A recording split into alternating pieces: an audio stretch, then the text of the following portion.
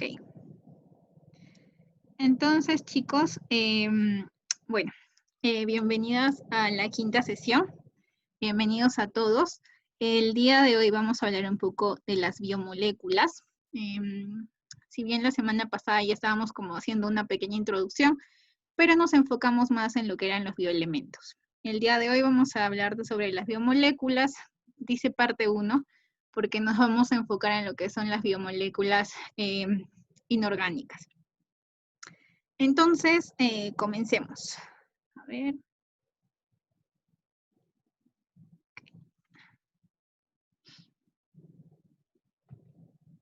Ok. Entonces, como si fuera un repaso de lo que ya se había mencionado en las sesiones anteriores también, las biomoléculas son sustancias que resultan de la combinación de lo que son los bioelementos, justamente lo que tratamos la semana pasada. Por eso es bastante importante conocer acerca de los bioelementos, porque a partir de ello se da origen a nuevas cosas, en este caso las biomoléculas. Entonces, existen varios, bueno, en este caso son dos tipos de lo que son las biomoléculas, que son las orgánicas y las inorgánicas. Entonces, ¿cuál es la diferencia entre ellos? ¿Qué significa el que sea biomoléculas orgánicas, inorgánicas? Esas preguntas lo vamos a responder el día de hoy. Entonces, ok, según la clasificación, como les mencioné, pueden ser inorgánicas o orgánicas. Disculpen el acento. Ok. Lo que son las biomoléculas inorgánicas justamente se caracteriza porque dentro de la estructura química que ésta posee, no existe, no está presente lo que es un enlace carbono-carbono, como en este caso, en el caso de las orgánicas, sí. Entonces, ejemplos de lo que son biomoléculas inorgánicas, lo que nosotros conocemos, por ejemplo, el agua, lo que son las sales minerales, gases, ácidos y algunas bases. Por otro lado, tenemos lo que son las biomoléculas orgánicas. Orgánicas como que ya más o menos da a entender a qué se refiere con ese nombre, pero es obviamente lo contrario a lo que mencionamos de la inorgánica, que en este caso sí su estructura química presenta enlaces carbono-carbono. Entonces, en este caso tenemos lo que son los glúcidos, lípidos, proteínas, vitaminas, todo lo que también nuestro cuerpo necesita para las funciones que va a realizar. Por ello no estoy diciendo que las inorgánicas no sirven o no lo necesitamos, sí lo necesitamos y bastante. Entonces, esta clasificación básicamente es de acuerdo a la estructura química que poseen estas biomoléculas, nada más. Por la importancia, ambas son bastante importantes para nuestro organismo, en general para los seres vivos. Entonces, aquí tenemos, una imagen de lo que va a ser el día de hoy, que son que vamos a hablar acerca de las biomoléculas inorgánicas, ¿sí? En este envase nosotros tenemos algo que es bastante común, cristales de cloruro de sodio o de la sal común que nosotros tenemos en casa. Cuando mezclamos, por ejemplo, el agua con la sal, esta es más o menos así una visión de los átomos, de las moléculas que se tiene. Entonces aquí, por ejemplo, para hacerlo más didáctico y entendible, el cloruro de sodio más o menos tendría esta forma. Las bolitas amarillas representan al cloro, mientras que las bolitas, las más chiquitas y las verdes, representan al sodio. Entonces, estas pequeñitas de aquí que tenemos, que parece una bolita roja con dos cachitos, es el agua. Justamente la bolita roja representa lo que es el oxígeno y las dos bolitas blancas del costado el hidrógeno. Entonces, eso sería el H2O. Entonces, esta es como que una visión inicial cuando recién se están mezclando. Cuando ya tú, digamos, diluyes la sal en el agua, lo que se forma es esto. Aquí están los iones, si se fijan, el cloro es amarillo, el sodio es en verdecito, y se les va uniendo las moléculas de agua alrededor. Por eso se dice que son los iones solvatados. Entonces, eso es una visión algo microscópica, por decirlo así, pero más a detalle cómo se ven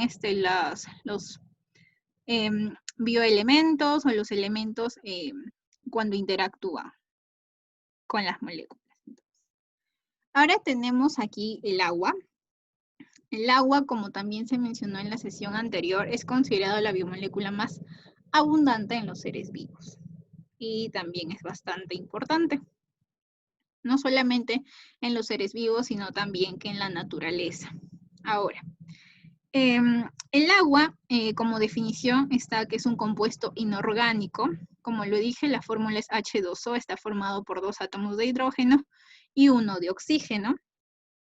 Entonces, también aquí hay que recordar y hay que recalcar cuál es la unión entre el hidrógeno y el oxígeno. Entonces, la unión entre lo que es un átomo de hidrógeno hacia el oxígeno es mediante lo que es el enlace covalente polar. Entonces, este enlace lo que permite es la formación de 2 polos, un polo positivo y otro negativo.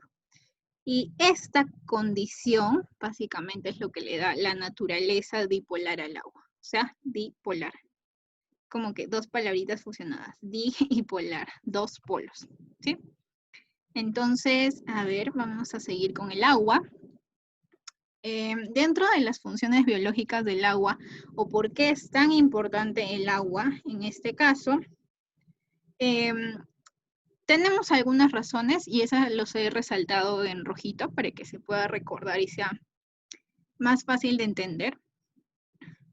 Primero que gracias al agua se lleva a cabo reacciones químicas de la vida, ¿no?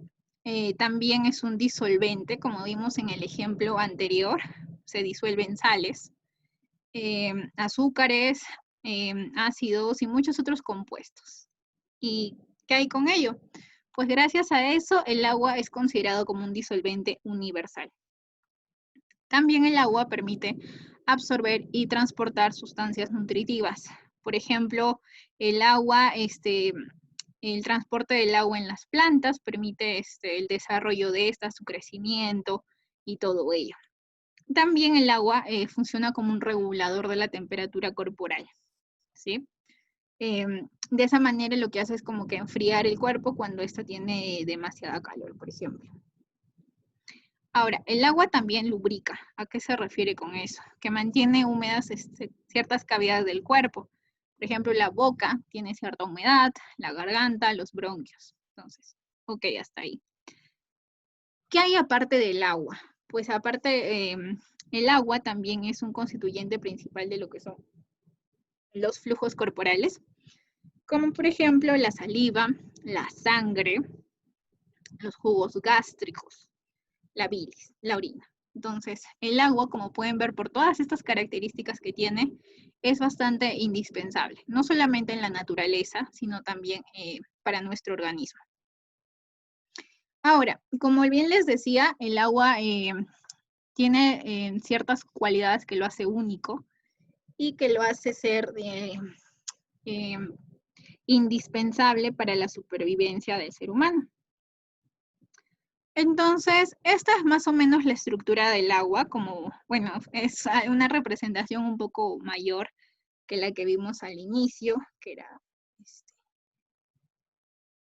okay.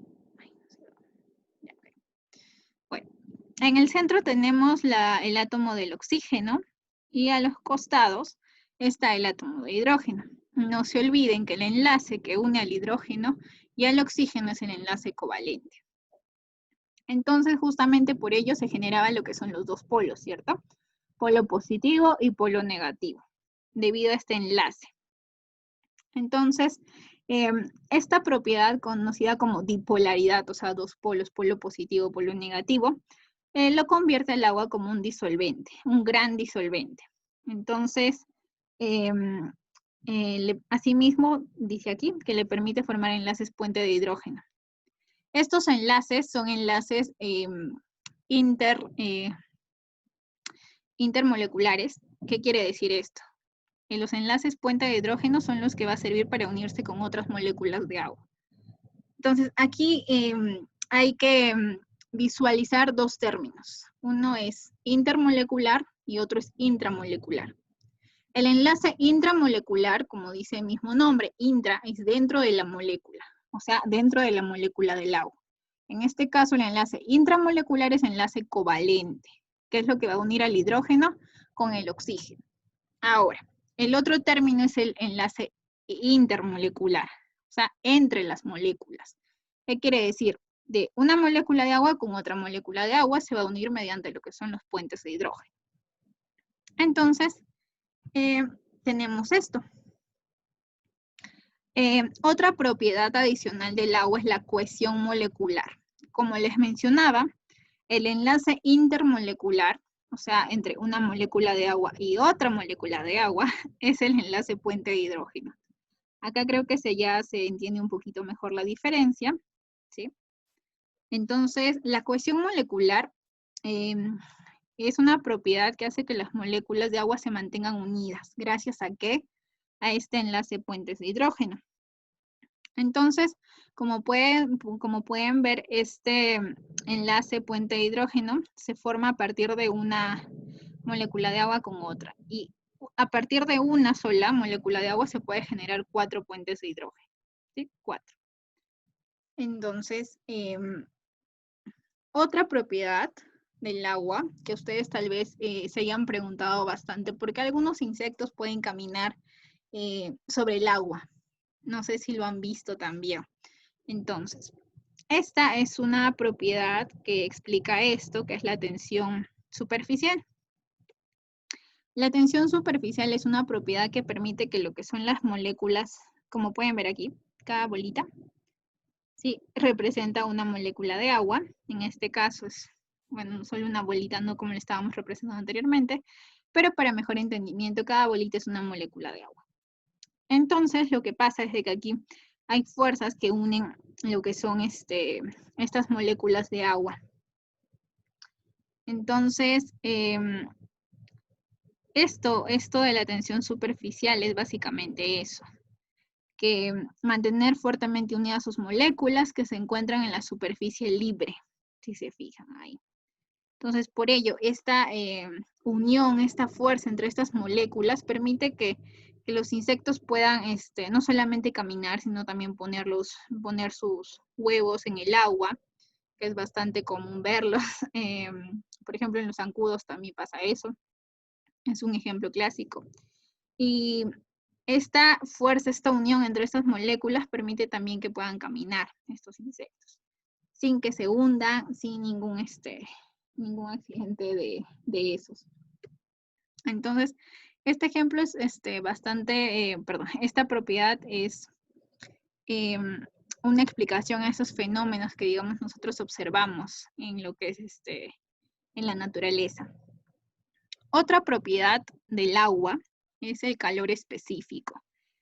Como bien ya se mencionó anteriormente, el agua es un regulador de la temperatura corporal, pero también el agua demora más tiempo en lo que es calentarse.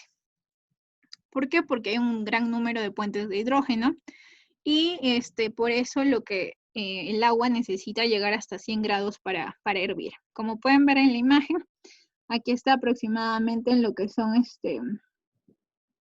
lo que es 67.4 grados, no está hirviendo todavía el agua, pero cuando el agua ya llega a la temperatura de 100 grados centígrados, empieza a hervir. Y de esa manera pasa a lo que es el estado de vapor. Entonces, en ese caso, se puede decir que el agua absorbe bastante calor y por ello también es un termorregulador muy eficaz. A ver, otra propiedad bastante interesante del agua, que es aplicado en lo que es las plantas, digamos, el mecanismo de nutrición de las plantas es la capilaridad. Esta propiedad hace, justamente aquí vemos, permite que el agua pueda subir por tubos finitos, llamados capilares, ¿sí? Tubos finitos. Entonces, pero, ¿cómo se explica esta propiedad o cómo se da? ¿Por qué se da?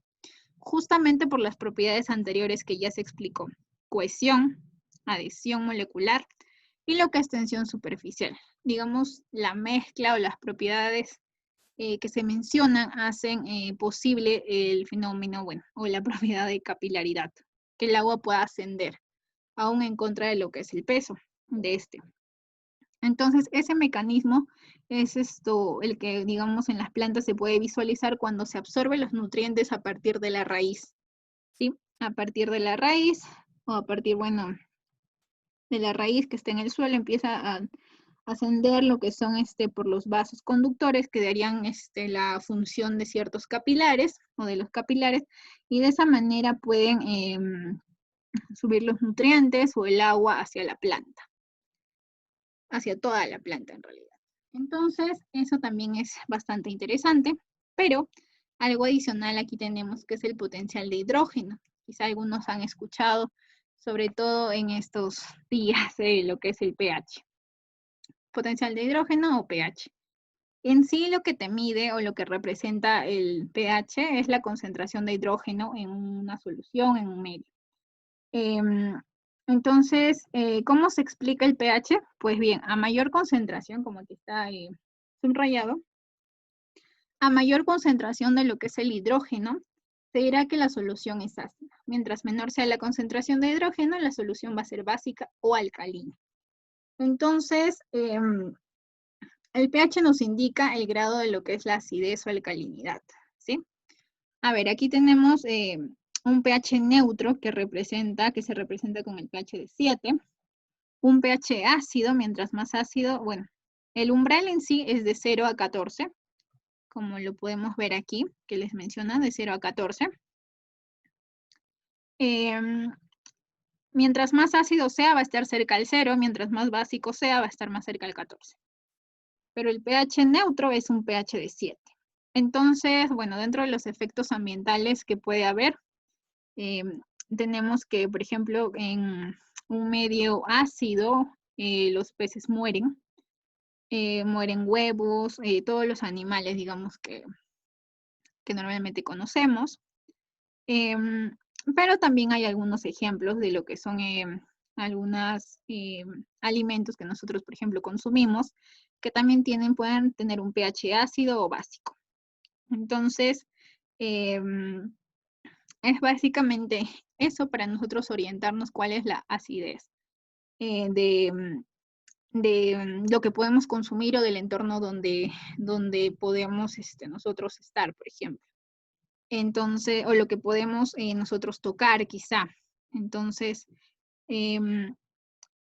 acá nos menciona también que según el pH que posee, la solución puede ser ácida, neutra o básica, como les mencionaba. Ahora es bastante importante por qué conocer el pH. Como les decía, puede ser de alimentos que nosotros consumimos, de lo que nosotros podamos estar tocando. Entonces, tenemos que ver eso, ¿no? Por ejemplo, el pH del agua que nosotros tomamos, consumimos, oscila alrededor de lo que es los 7, pH de 7. Entonces, las sustancias también mencionan que por debajo de 7 son ácidas y las pH por encima de 7 serían básicas o alcalinas. Ahora, como les mencionaba, nosotros también, de acuerdo a la sesión anterior, nosotros podemos obtener ciertos nutrientes, proteínas, bioelementos en general, de esos alimentos que nosotros consumimos, pero también tenemos que tener en cuenta el pH, porque en este caso va a influir bastante lo que es la homeostasis. ¿A qué me refiero con esto? Y cómo está relacionado el pH con la homeostasis. Entonces es lo que vamos a ver a continuación, creo que. Ok, esto era lo que les quería mencionar.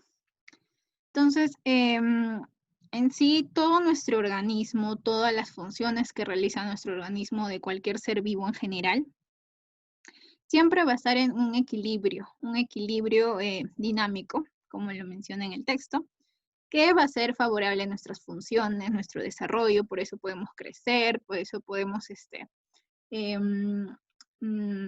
podemos desarrollarnos bien y todo ello. Pero ¿qué pasa, digamos, si es que el pH se encuentra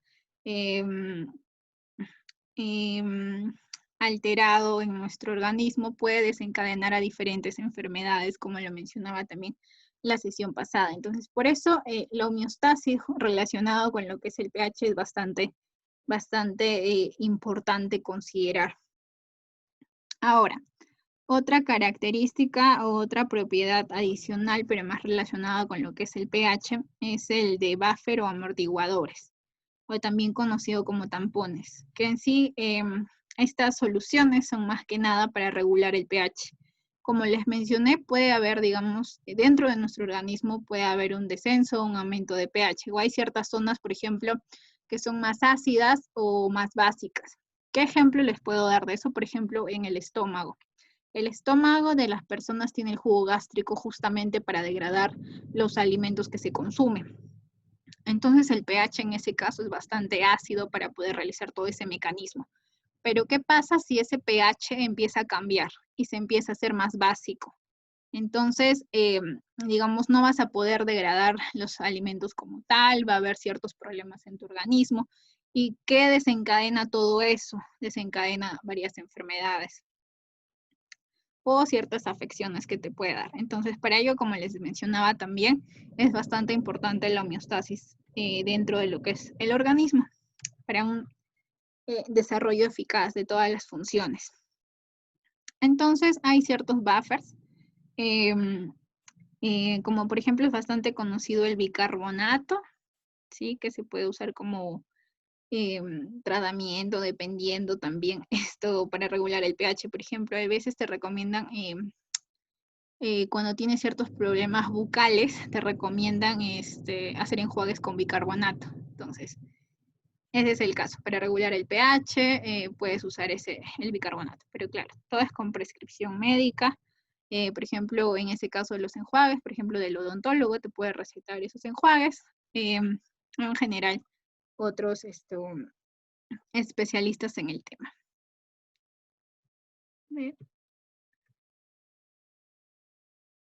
Esto ya lo mencioné. Ok, ahora estábamos hablando del agua, pero el agua no es solamente la biomolécula inorgánica. Hay otras biomoléculas inorgánicas, como por ejemplo las sales minerales. Las sales minerales, bueno, ya se menciona que son compuestos inorgánicos. Es la combinación en sí de un metal con un radical no metálico. Bueno, esto es como que se va relacionando con la clase de química quizá para que se pueda entender mejor. El metal en este caso tiene carga positiva y es conocida como catión. En el otro caso, el no metal tiene carga negativa y es conocida como el anión, como anión. Entonces, si se dan cuenta, la biología también se va relacionando un poco con lo que es la química en sí en esta clase, en la anterior también. Entonces, pueden estar en forma molecular, sí, también en forma iónica, por ejemplo, lo que son el sodio, potasio, cloro, calcio. Entonces, esos ejemplos tenemos de lo que son las sales minerales. ¿Por qué es importante lo que son las sales minerales? Pues bien, son importantes porque aquí también ayudan al equilibrio hídrico del cuerpo. Como les decía, la homeostasis es estar en equilibrio, así que todos los elementos, biomoléculas que pueden intervenir para ellos son bastante importantes. En este caso tenemos a las sales minerales. También puede ser un equilibrio de ácido-base, como les mencioné, en lo que son fluidos corporales, como el jugo gástrico, por ejemplo. También son útiles para lo que son la transmisión de impulsos nerviosos, contracción muscular, formación del hueso, lo que es la formación de la concha del molusco, como el carbonato de calcio. Entonces, si se fijan, las sales minerales también son esenciales para lo que es el funcionamiento del organismo. Dentro de algunas propiedades, más que nada las sales minerales se van a lo que son formación de estructuras, soporte y protección. Por ejemplo, los huesos, ¿sí? De nosotros, y también lo que son las conchas de los moluscos, que básicamente está formado por lo que son carbonato de calcio. A ver, entonces también ahora tenemos a los gases. Vimos el agua, vimos las sales minerales y ahora vamos a ver un poquito de lo que son los gases. Los gases pueden ser una combinación de un mismo elemento o de elementos diferentes.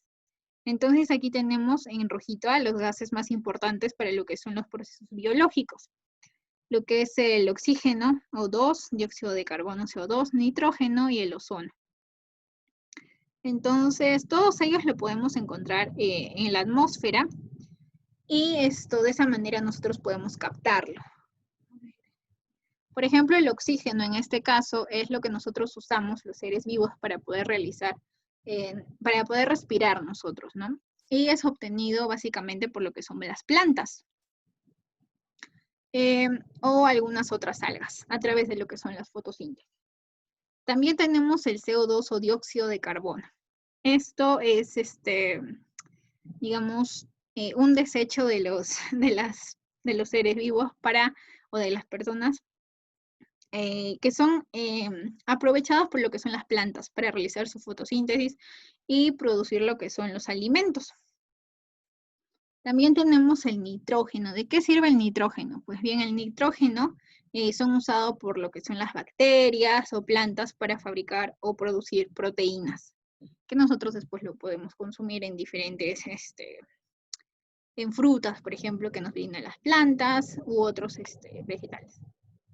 El ozono no es utilizado necesariamente por el ser vivo, no directamente, pero existe la capa de ozono, que bueno, está en problemas actualmente por todo esto del calentamiento global, el cambio climático, etc.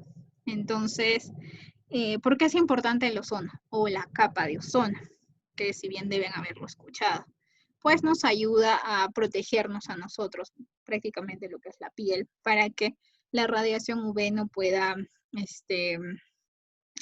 dañarnos. Entonces, es como que una utilidad, pero indirecta. ¿Cuál es la característica propiedad de lo que son los gases? Es que son de bajo peso molecular, son livianos. ¿Eso qué hace? Que se pueda dispersar rápidamente por el organismo, por la atmósfera. Por ejemplo, ahorita nosotros estamos respirando, aunque no nos damos cuenta. Es algo inconsciente que siempre hacemos, si no, no estaríamos vivos. Entonces, el oxígeno se dispersa rápidamente sin necesidad de nosotros darnos cuenta de ello. Ok, eso sería todo entonces por el día de hoy, chicos, con respecto a la